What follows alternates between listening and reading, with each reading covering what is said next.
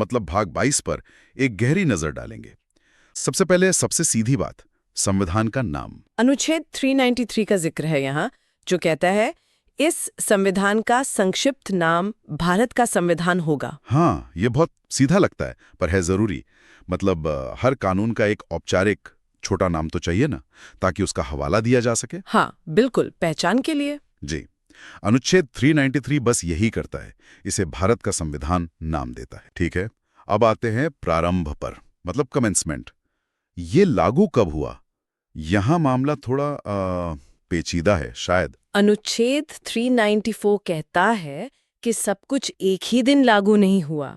सही कहा, ये सिर्फ तारीख की बात नहीं थी। अनुच्छेद 394 असल में एक बहुत सोची समझी प्रक्रिया है। मतलब संविधान को 2 चरणों में लागू किया गया। 2 चरणों में? अच्छा। हाँ, कुछ बहुत ही जरूरी अनुच्छेद, जैसे नागरिकता वाले 5 से 9, फिर राष्ट्रपति की शपथ वाला अनुच्छेद 60, चुनाव आयोग 324, और कुछ परिभाषाएं, व्याख्या के नियम, और हाँ, खुद ये नाम और प्रारंभ वाले अनुच्छेद भी। अनुच्छेद 393 और 394? जी, और कुछ और अस्थायी इंतजाम वाले अनुच्छेद भी थे। ये सब तो संविधान सभा ने जिस दिन इसे अपनाया, यानी 26 नवंबर 1949, उसी दिन लागू हो गए। अच्छा, तो ये इसलिए कि देश चलाने में कोई गैप ना आए, मतलब नागरिकता का मामला फौरन तय हो, चुनाव की तैयारी शुरू हो सके। बिल्कुल सही, आप इसे एक तरह का संवैधानिक सॉफ्ट लॉन्च कह सकते हैं। मकसद यही था कि कोई कानूनी खालीपन न रहे, जो चीजें फौरन जरूरी थी उन्हें फौरन लागू कर दिया गया।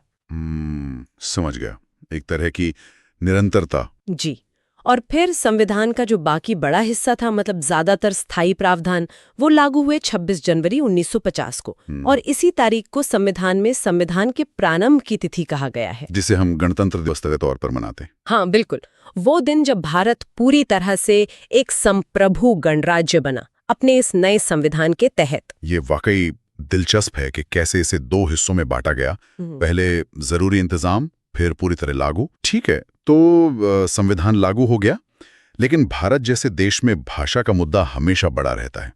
संविधान की अपनी भाषा, खासकर हिंदी को लेकर क्या व्यवस्था है? यहाँ अनुच्छेद 394 का जिक्र है, और ये भी कि ये शुरू में नहीं था। हाँ, ये बहुत महत्वपूर्ण बात है। अनुच्छेद 394 क असल में संविधान लागू होने के काफी बाद आया है। इसे 1987 में 58वें संशोधन के जरिए जोड़ा गया। अच्छा, 1987 में? जी, ये दिखाता है कि हिंदी को संवैधानिक स्तर पर आधिकारिक दर्जा देने की जरूरत बाद में महसूस हुई। यह अनुच्छेद राष्ट्रपति को कुछ खास काम सौंपता है। क्या काम? पहला तो ये कि संविधान का जो हिंदी अनुवाद संविधान सभा के सदस्यों ने साइन किया था, उसे प्रकाशित करवाया जाए। लेकिन सिर्फ अनुवाद नहीं, उसमें भाषा, स्टाइल, शब्दावली ऐसी हो कि वो केंद्र के दूसरे कानूनों के हिंदी अनुवादों से मेल खाए, मतलब एक रूपता हो। और हाँ, 1987 तक जितने भी संशोधन हुए थे, उन सबको भी उस हिंदी संस्करण में शामिल करना था, यानी उसे अप टू डेट करना था। बिल्कुल। और दूसरी जिम्मेदारी भविष्य के लिए थी कि आगे चलकर संविधान में जो भी संशोधन अंग्रेजी में हो, उनका हिंदी अनुवाद भी प्रकाशित करवाना होगा, ताकि हिंदी वाला पार्ट हमेशा साथ साथ चले, अपग्रेडेड रहे। जी, और सबसे जरूरी बात है अनुच्छेद 94 के खंड 2 में ये कहता है कि इस तरह प्रकाशित हिंदी अनुवाद का अर्थ वही समझा जाएगा जो मूल अंग्रेजी पाठ का है। ये बहुत जरूरी है, ताकि कोई कंफ्यूजन न हो। हाँ बिल्कुल, और अगर अनुवाद के अर्थ में कोई मुश्किल आती भी है, तो राष्ट्रपति उसका सही पुनरीक्षण करवाएंगे। ठीक है। और आखिर में खंड 3 इसे फाइनल करता है। वो कहता है कि इस तरह प्रकाशित संविधान और उसके संशोधनों का हिंदी अनुवाद सभी कामों के लिए उसका हिंदी में प्राधिकृत पाठ यानी ऑथराइज्ड टेक्स्ट समझा जाएगा। प्राधिकृत पाठ मतलब ऑफिशियली उतना ही मान्य जितना अंग्रेजी वाला? बिल्कुल, ये सिर्फ एक ट्रांसलेशन नहीं है, ये कानूनी तौर पर बराबर का दर्जा रखता है। ये हिंदी को एक बहुत मजबूत आधिकारिक स्थिति देता है संविधान के मामले में। ये तो बहुत ही महत्वपूर्ण कदम है, खासकर देश की इतनी बड़ी आबादी के लिए जो हिंदी समझती है। तो संविधान लागू हो गया, उसका आधिकारिक हिंदी पाठ भी आ गया। अब सवाल है कि जब ये नया संविधान आया तो पुराने कानूनों का क्या हुआ? इसने किन कानूनों की जगह ली? इसके लिए स्रोत अनुच्छेद 395 का जिक्र करते हैं। हाँ, अनुच्छेद 395 निरसन यानी रिपील्स के बारे में है।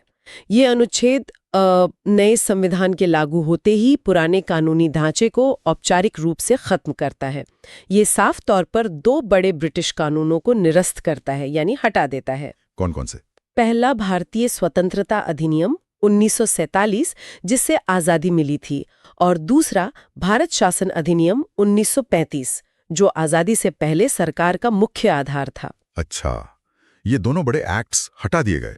जी, और सिर्फ ये दो ही नहीं बल्कि वो सारे कानून भी निरस्त कर दिए गए जो इन दोनों के संशोधक या अनुपूरक थे, मतलब जो इनमें बदलाव करते थे या इनको सपोर्ट करते थे। सोचिए, वो पूरा सिस्टम जिसके तहत दशकों तक राज चला, उसे संविधान ने एक झटके में हटा दिया। ये ब्रिटिश राज के कानूनी दौर का अंत था। एक पूरी व्यवस्था खत्म, नहीं शुरू।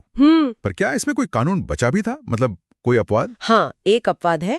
अनुच्छेद 395 ये साफ करता है कि प्रिवी काउंसिल अधिकारिता उत्साधन अधिनियम 1949 निरस्त नहीं हुआ है। अच्छा, वो क्यों? ये वो कानून था जिसने भारत से अपील सुनने का प्रिवी काउंसिल का अधिकार खत्म किया था। शायद इसे इसलिए नहीं हटाया गया क्योंकि अपना काम कर चुका था, या फिर किसी तकनीकी जटिलता से बचने के लिए। लेकिन मुख्य बात यही है कि अनुच्छेद 395 ने नए स्वतंत्र गणतांत्रिक भारत की कानूनी संप्रभुता स्थापित की। ये पुराने औपनिवेशिक सिस्टम से पूरी तरह अलग होने का ऐलान था।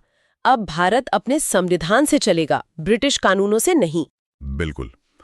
तो अगर हम इस पूरी चर्चा को समेटें, हमने देखा अनुच्छेद 393 ने नाम दिया भारत का संविधान जी। अनुच्छेद 394 ने बताया कि ये 2 चरणों में लागू हुआ, कुछ हिस्से 26 नवंबर 1949 को, बाकी 26 जनवरी 1950 को। हाँ, जिसे प्रारंभ की तिथि कहा गया। फिर अनुच्छेद 394 क जो बाद में आया, उसने हिंदी पाठ को प्राधिकृत दर्जा दिया, अंग्रेजी के बराबर। बिल्कुल, ऑथराइज्ड टेक्स्ट। और आखिर में अनुच्छेद 395 ने दो बड़े पुराने कानून, इंडियन इंडिपेंडेंस एक्ट 1947 और गवर्नमेंट ऑफ इंडिया एक्ट 1935 और उनसे जुड़े कानूनों को निरस्त कर दिया, सिवाय वो प्रिवी काउंसिल वाले एक्ट के। हाँ, सिवाय उसके। और ये अनुच्छेद जो बिल्कुल आखिर में है, ये सिर्फ फॉर्मेलिटी नहीं है, ये संविधान की पहचान बनाते हैं। ये बताते हैं कि वो कैसे अस्तित्व में आया, उसकी कानूनी ताकत क्या है, भारत जैसे देश में भाषा का इंतजाम क्या है, और कैसे इसने पुराने राज को खत्म किया। निरसन वाला प्रावधान तो खासकर नए राष्ट्र की संप्रभुता का प्रतीक है। ये सब मिलकर संविधान की कहानी पूरी करते हैं। जो लोग गहराई से समझना चाहते हैं, उनके लिए ये जानना जरूरी है कि कैसे कोई दस्तावेज सिर्फ लिखावट न रहकर एक जीती जागती कानूनी ताकत बनता है। यहाँ एक सवाल दिमाग में आता है जो शायद सीधे तौर पर स्रोतों में नहीं है पर सोचने लायक है। अनुच्छेद 394 का कहता है कि हिंदी अनुवाद का अर्थ वही होगा जो अंग्रेजी का है और दिक्कत होने पर राष्ट्रपति रिव्यू करेंगे। जी। लेकिन मान लीजिए कभी किसी व्याख्या पर अंग्रेजी और प्राधिकृत हिंदी पाठ में सचमुच का टकराव या कंफ्यूजन हो जाए, ऐसी स्थिति जहां दोनों से वाकई अलग अलग मतलब निकलते लगें, तब उस झगड़े को सुलझाने या फाइनल इंटरप्रिटेशन तय करने का असल तरीका क्या होगा? राष्ट्रपति का रिव्यू तो शायद प्रशासनिक होगा, पर कोर्ट में ये मामला कैसे सुलझेगा, इस पर शायद और सोचने की जरूरत है। ये एक बहुत अच्छा सवाल है, इस पर वाकई विचार किया जा सकता है।